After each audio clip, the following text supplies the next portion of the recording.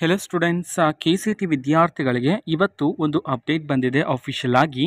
ಅದರ ಬಗ್ಗೆ ನಾವು ಈ ವಿಡಿಯೋದಲ್ಲಿ ಇನ್ಫಾರ್ಮೇಷನನ್ನು ತಿಳ್ಕೊತಾ ಹೋಗೋಣ.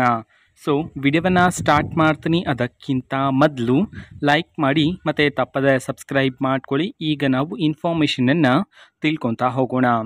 ಸೊ ನೋಡಿ, ಈಗ ನಾವು ಮಾಹಿತಿಯನ್ನು ತಿಳ್ಕೊಳೋದಕ್ಕಿಂತ ಮೊದಲು ಅಫಿಷಿಯಲ್ ಆಗಿ ತಿಳಿಸಿರ್ತಕ್ಕಂತಹ ಸ್ಲೈಡ್ ಇದೆ ನೋಡಿ, ಅದು ಈಗ ಸ್ಕ್ರೀನ್ ಮೇಲೆ ಡಿಸ್ಪ್ಲೇ ಆಗ್ತಿದೆ.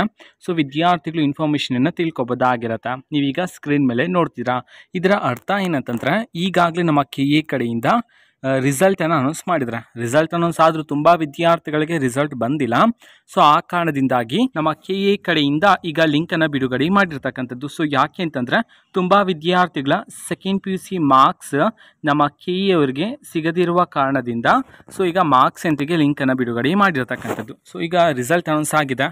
ಯಾರಾದರೂ ವಿದ್ಯಾರ್ಥಿಗಳಿಗೆ ರಿಸಲ್ಟ್ ಬಂದಿಲ್ಲ ಅಂತಂದರೆ ನೀವು ನಿಮ್ಮ ಸೆಕೆಂಡ್ PUC ಮಾರ್ಕ್ಸ್ನ ಎಂಟ್ರಿ ಮಾಡೋದಕ್ಕೆ ಲಿಂಕನ್ನು ಬಿಡುಗಡೆ ಮಾಡಿರ್ತಕ್ಕಂಥದ್ದು. ಸೊ ನೀವೆಲ್ಲ ಮಾರ್ಕ್ಸ್ ಎಂಟ್ರಿ ಮಾಡಿದ ನಂತರ ಇದೇ ತಿಂಗಳು 29ನೇ ತಾರೀಕಿನಂದು spot rank means result announce ಆಗಿದೆ ಅಲ್ವಾ. ನೆಕ್ಸ್ಟ್ ಯಾರ್ಯಾರು ಈಗ ಸೆಕೆಂಡ್ PUC ಮಾರ್ಕ್ಸ್ನ ಎಂಟ್ರಿ ಮಾಡ್ತಿರೋ, ಸೊ ನಿಮಗೆ ಅನೌನ್ಸ್ ಮಾಡ್ತಕ್ಕಂತಹ ರಿಸಲ್ಟ್ ಇದೆಯಲ್ಲ, ಅದನ್ನು ನಾವು ಸ್ಪಾಟ್ ರ್ಯಾಂಕಿಂಗ್ ಅಂತ ಹೇಳಿ ಕರೆಯಲಾಗುತ್ತೆ. ಓಕೆನಾ, ಅದನ್ನು 29ನೇ ತಾರೀಕಿನಂದು ಪ್ರಕಟಣೆ ಮಾಡಲಾಗುತ್ತೆ ಅಂತ ಹೇಳಿ KA ಕಡೆಯಿಂದ ತಿಳಿಸಿರ್ತಕ್ಕಂಥದ್ದು. ಆ್ಯಂಡ್ ಈಗಾಗಲೇ ರಿಸಲ್ಟ್ ಅನೌನ್ಸ್ ಆಗಿದೆ ಹೇಳಿದ್ನಲ್ಲ. ಸೊ ಯಾರ್ಯಾರಿಗೆ ರಿಸಲ್ಟ್ ಅನೌನ್ಸ್ ಆಗಿದೆಯೋ, ಸೊ ನೀವು ರಿಸಲ್ಟನ್ನು ಚೆಕ್ ಮಾಡಿ ವಾಟ್ ಈಸ್ ಯುವರ್ ಫೀಲಿಂಗ್ ಅದನ್ನು ಹೇಳಿ. ಓಕೆನಾ, ಸೊ ಇದು ಇವತ್ತಿನ ಒಂದು ವಿಡಿಯೋ. And official notifications ಟೆಲಿಗ್ರಾಮಲ್ಲಿದೆ.